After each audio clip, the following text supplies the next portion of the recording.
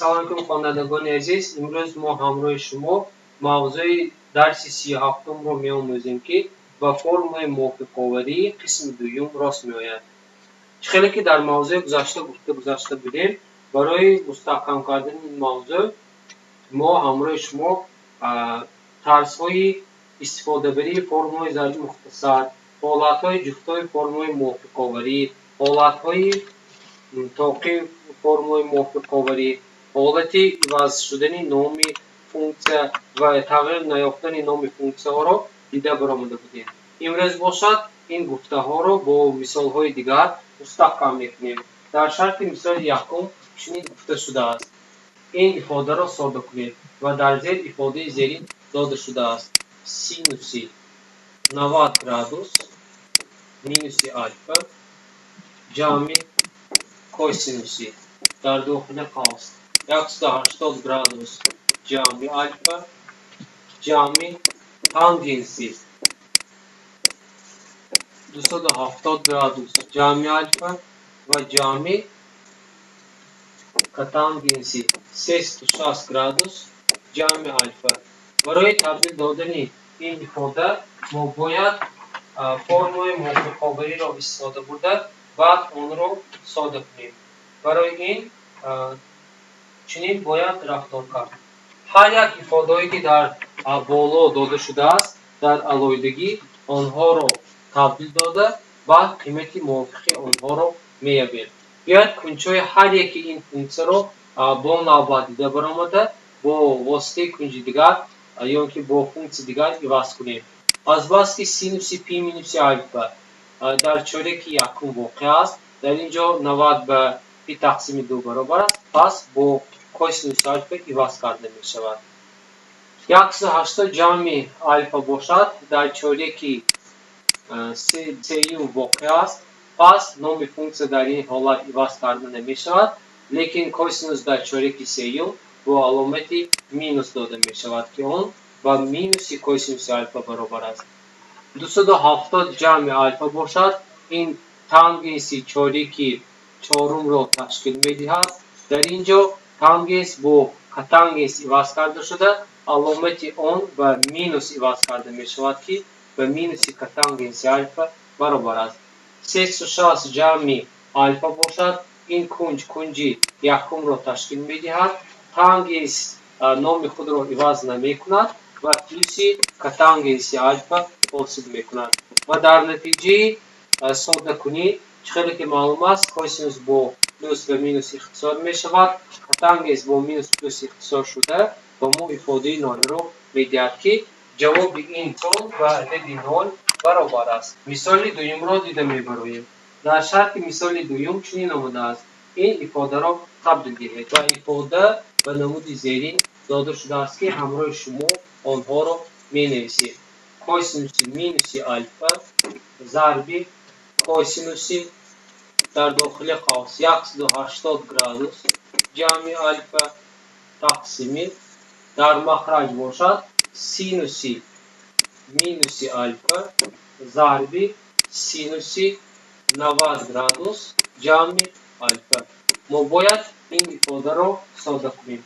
برای ساده کردن این ifade ما باید فرم‌های موافق‌آوری را استفاده بریم.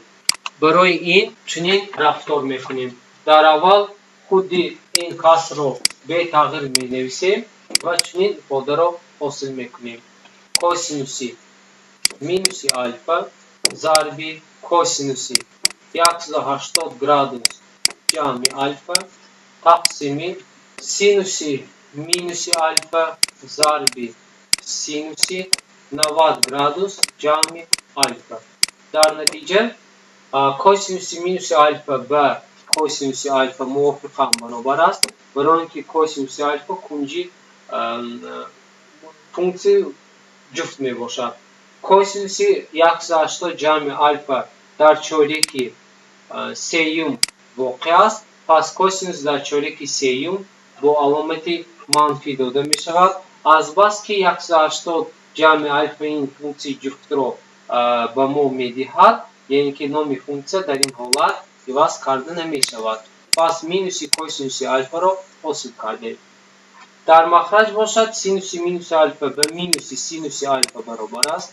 ضرب سینوس 90 جمع الفا این چورک دوم است. قیمت این فونکسیه یا که نام این فونکسیه با برعکسش عوض کرده شده. سینوس در چورک دوم مثبت است. پس قیمت آن موافقاً به کوسینوس الفا برابر می شود.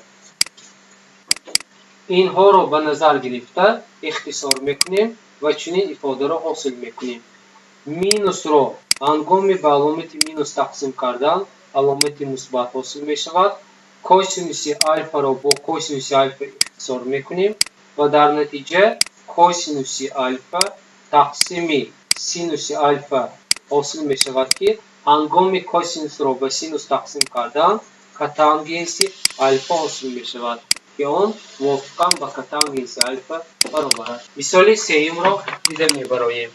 در شرط مثال سوم چنین آمده است: اثبات کنید که تانگنس پی مینوس الفا تقسیم کوسینوس پی پلس الفا ضرب سینوس 3 پی تقسیم 2 جمع الفا تقسیم تانگنس 3 تقسیم پی جمع الفا و تانگنس کوادرات برابر است. یعنی در این مثال ما باید اثبات کنیم که طرف چپ به طرف راست برابر است.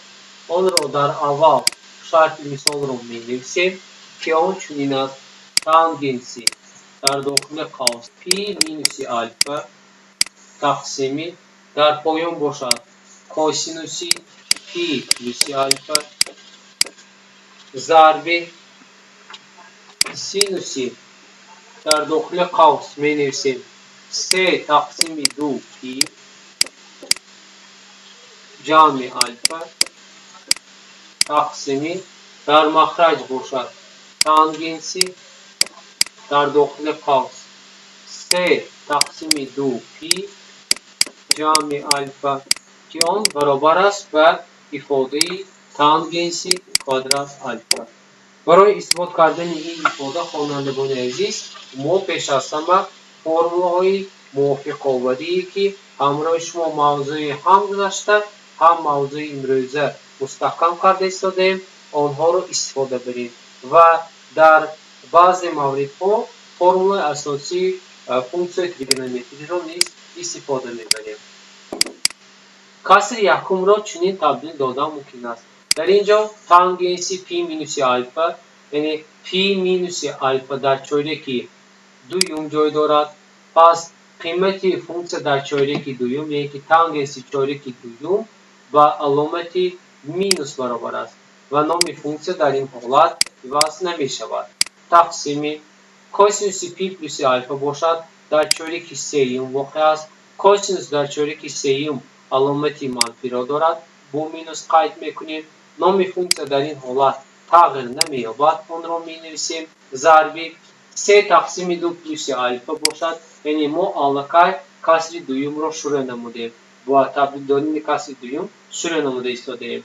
3 تقسیم 2 پی پلس الفا در چورک چهارم واقع است. سینوس در چورک چهارم با علامت منفی داده می شود که قیمت آن موافقاً با کوسینوس الفا برابر است. اون رو در داخل قوس می نویسیم تقسیم تانگنس 3 تقسیم 2 پی پلس الفا در چورک چهارم نیز واقع است که آن با علامت مینوس نیز ifade کرده می شود و با کوی آن یعنی که با کتانگنس عوض کرده می شود. آن برابر است هنگامی ifade را ساده کردن یعنی مینوس رو به مینوس تقسیم کنیم پلس حاصل می شود. مینوس رو به مینوس تقسیم کنیم پلس حاصل می شود. پس علامت های مینوس آزاد شده ifade های زیرین رو حاصل می کنیم. کوسینوس با کوسینوس اختصار می شود و ما تانگنس الفا باقی میماند. تقسیم کتانگنس الفا را به نمود 1 تقسیم تانگنس الفا نوشتن ممکن است. هنگامی تانگنس را به 1 تقسیم تانگنس تقسیم نمودن تانگنس کوادرات الفا حاصل می شود که به ما طلب کرده شده بود که این ifade باید اثبات کرده شود. ما این رو اثبات کردیم.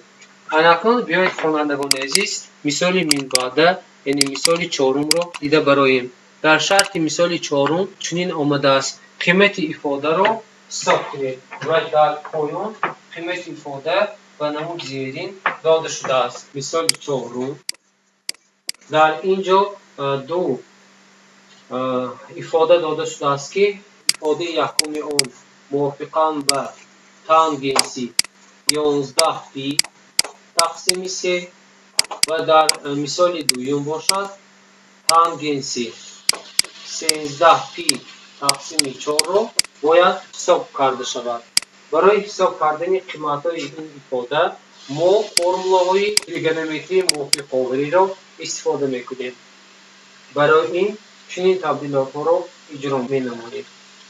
می‌نویسیم آ تانگنسی 11 پی تقسیم 3 را برای ساده کردن یا اینکه حساب کردن، برای حساب کردن قیمت تانگنسی 11 پی تقسیم 3 ما میتونیم 11 را به 3 تقسیم کرده قسم بطن این ifade را جدا کنیم، یا اینکه از بس که با ما آسان است که 4 پی مینوس پی تقسیم 3 را به جای 11 پی تقسیم 3 گذاشتن، این کارمان را نهایت درجه ساده میکند. پس این را به نظر گرفته تانگنس 11 تقسیم 3 پی را به نمودی 4 پی مینوس پی تقسیم 3 عوض میکنیم. در حقیقت هنگام از 4 پی تقسیم 3 را ترک کردن ifade 11 پی تقسیم 3 حاصل می شود. موافق فرمول موافق آوری چنین تبدیل میدیم 4 پی را به نمودی 2 پی ضرب 2 عوض میکنیم، مینوس پی تقسیم 3 رو می نویسیم. در نتیجه تانگنسی 2 پی مینوس الفا را یعنی که نشان میدهد، لیکن 4 پی باشد این دو کروگ دور میزند و با همان یک موج آورده می ایستد. پس این رو به نظر گرفته تانگنسی 2 پی مینوس الفا رو همچون در چارکی چهارم قید میکنیم و با تانگنسش حاصل میکنیم، یعنی با مینوس تانگنس حاصل میکنیم که تانگنس در چارکی چهارم علامت اون منفی می باشد. پس تانگنس پی تقسیم 3 و تانگنس پی تقسیم 3 باشد و مینوس ریشه کواdraتی از 3 برابر است. پس خوانندگان عزیز قیمت تانگنس 11 پی تقسیم 3 و مینوس ریشه کواdraتی از 3 برابر شده است که با ما طلب کرده شده بود که تانگنس 11 پی تقسیم 3 باید حساب کرده شود، یعنی قیمت عددی اون به مینوس ریشه کواdraتی از 3 برابر است. aynan همین طور ما تانگنسی 13 پی تقسیم 4 رو حساب میکنیم.